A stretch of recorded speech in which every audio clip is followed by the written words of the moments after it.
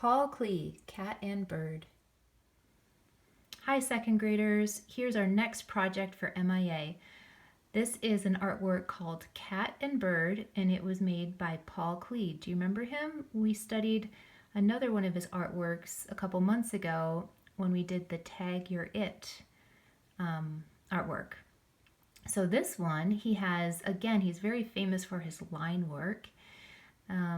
And is this cat like really in motion like our previous Paul Klee artwork, or is he pretty still?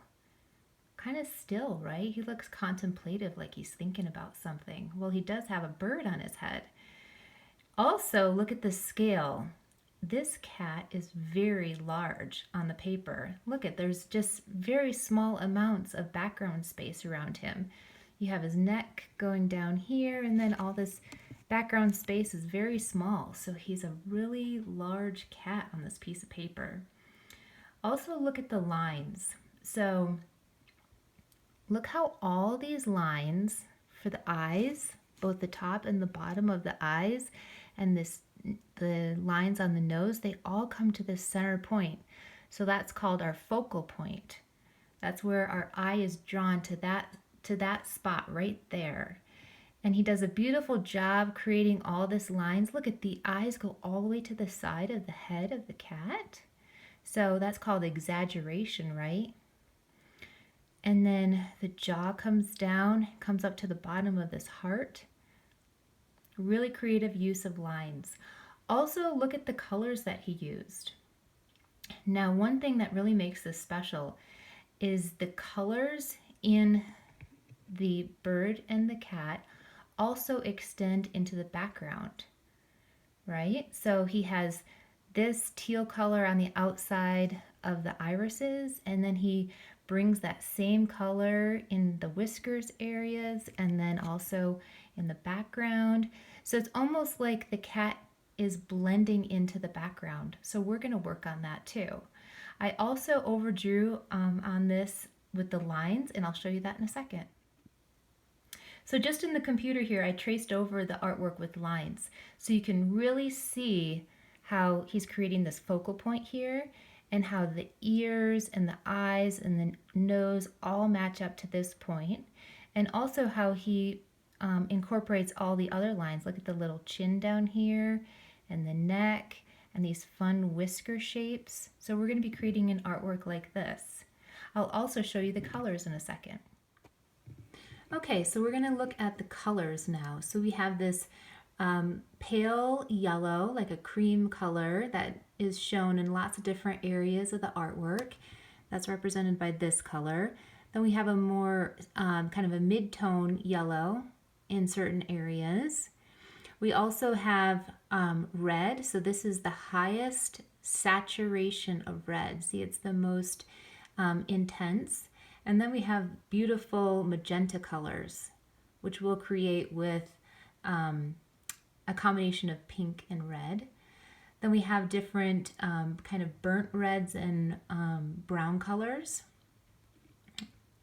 And lastly, we have our greens. So similar to how this area in the red is the deepest, richest, these green areas are the deepest, richest. So when we are using our oil pastels, we'll press a little harder there to get a more kind of uniform color. Then we also have these teal colors too. So this is the main color palette for our artwork, and I will show you how to create those colors with our oil pastels.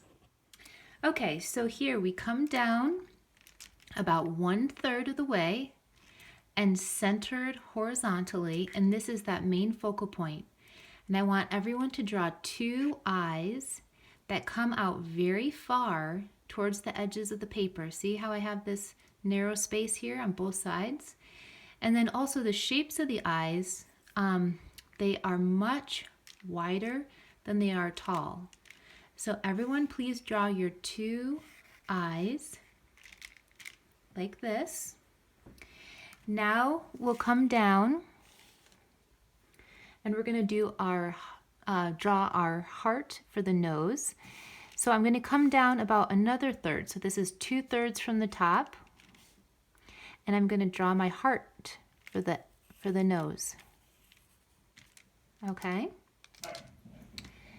Now I'm going to do draw the sides of the nose, and again they come from the same point, like this and like this. Now let's come back up to this focal point, and we're going to draw the ears. So the ears come out like this, and they line up with this edge of the eye. So like this. See how that lines up there? So everyone do the top of your ears, draw those. Kind of come up like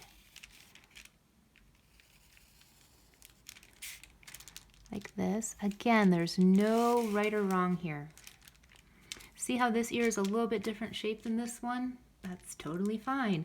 Actually, if you look at Paul Klee's artwork, this eye is a little bit wider than this one. So again, this is not exact, this is artful. Okay, now once we have this, we can draw in the jaw. So the jaw comes down and then wraps around to the bottom of the heart. So I go from this area, and this is kind of like a U shape. It comes up to the bottom of the heart, and same with this side. So it comes like a U shape. We gotta leave space for the neck down here. Okay, then we're gonna draw in the small little chin, which is just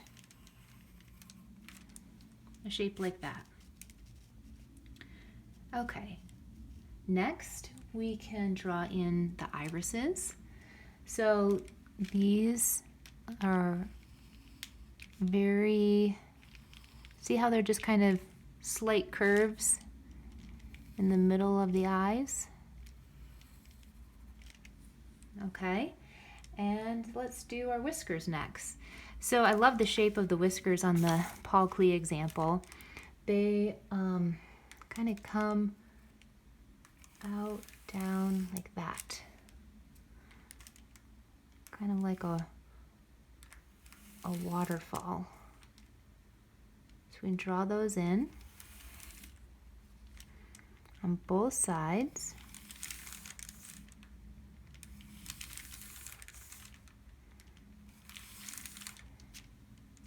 Okay, and then we can draw this bird at the top. So have your own creative expression with the bird, whatever you like. Paul Klee's has like the head here and the body and then a little tail. He also has a wing. Again, everyone's bird is gonna look different, and that is great.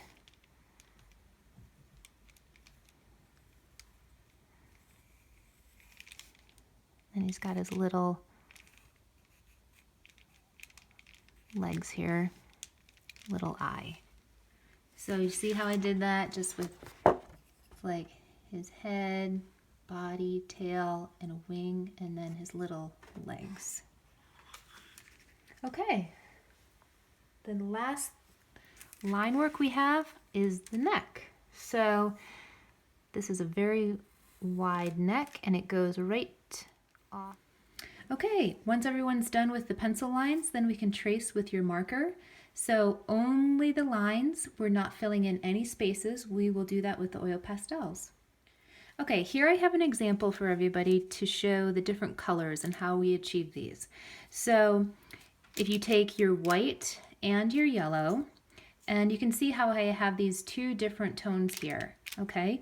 So how you get that is you just press a little bit harder with the white and a little bit softer with the yellow, and you blend those colors together. And then here, the opposite.